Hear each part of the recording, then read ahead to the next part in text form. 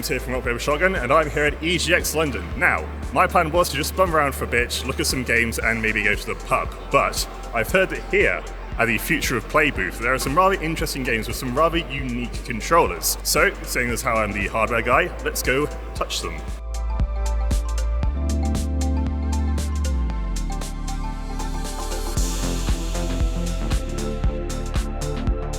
So this is Tie Simulator 2020, and unlike most games here, it is actually played with a conventional keyboard, except you hold it up, as you can kind of see from the screen, you hold it up against your shirt and then press the matching keys in sort of the order in which you make the movements to tie a tie. Does that make sense, Liam? But you're tying a tie with a keyboard.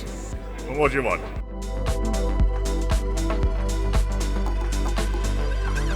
So you may have actually seen this if you've been to any kind of big game event in the past few years. The game is Tenure, your teens.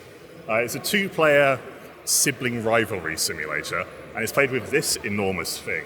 Basically, two players, each has a joystick and 12 buttons, and the colours on the buttons obviously correspond to an action in the game. For instance, if you press the blue button here, you will kick the ball. The thing is, the buttons change colour during the course of the game, so while you may be running around happily kicking a ball on this screen, a few screens over you might have to take a shower or catch some fish or confess your love to a girl or pee in a toilet. Eventually you'll get to the point where you'll be doing several of these things in one stage, but you can't button mash because the colours of the buttons change colours. So what is now blue may turn red, so you're not only fighting your other player, you're also contending with a very uncooperative controller, but one that's very fun to use.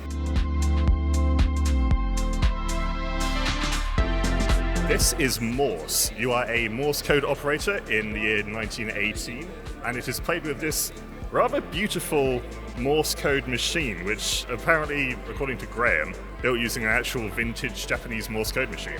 The idea is, word here, Morse code here, you spell out the letter corresponding to where the ship is. So here we have, he's about to go into S, so we'll type in ... that's S, that zeroes on an S, and then you press a fire button. And it sinks a boat. How brilliant is that? This is Unknown Number, and it's played with a microphone. Any kind of microphone, really. This is just a fancy one because we're on an extremely loud show floor. It's what the developers call a first-person talker.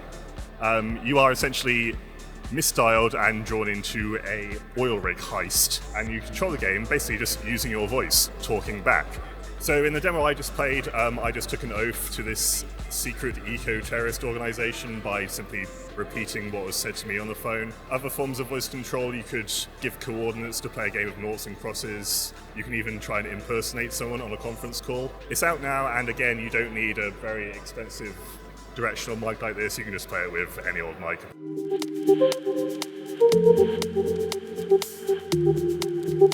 This is Pocket Plant. It's a short 2-3 minute game about growing a little plant on this little screen using this lovely little box.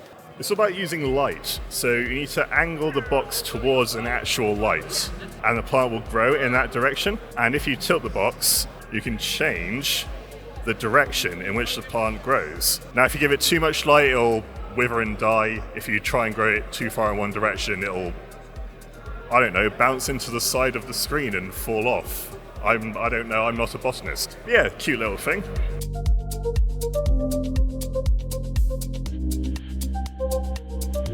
Now this is called Trapped in the Debris, and normally it is played with an actual piece of debris, namely a brick. In this case, a brick covered in foam and apparently trapping some kind of spirit.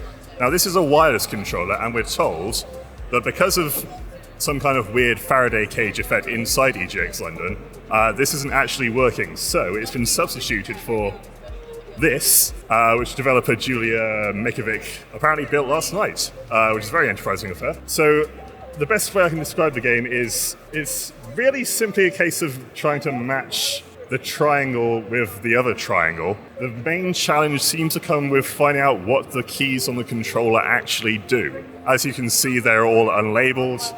Some of them have spikes coming out of them. It's very confusing. But you know, that fits with the tone of Trapped in the Debris. I may have just reset it by accident.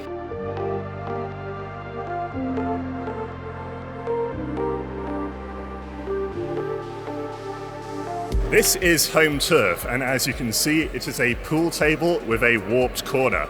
It's literally a pool table with a warped corner. It's not a PC game, but it's very fun. I like the psychological aspect of it, because do you go for just the regular corners and improve your chance of winning, or do you go for the big curved difficult corner and impress all your friends?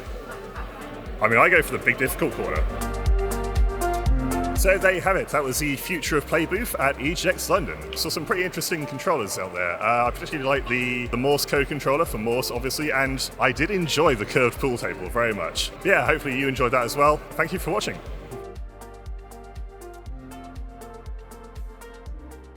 Yeah, there normally is. Oh, he's got it. Yeah, that makes sense, thank you. You should have just let us struggle, it would have been funnier. It was quite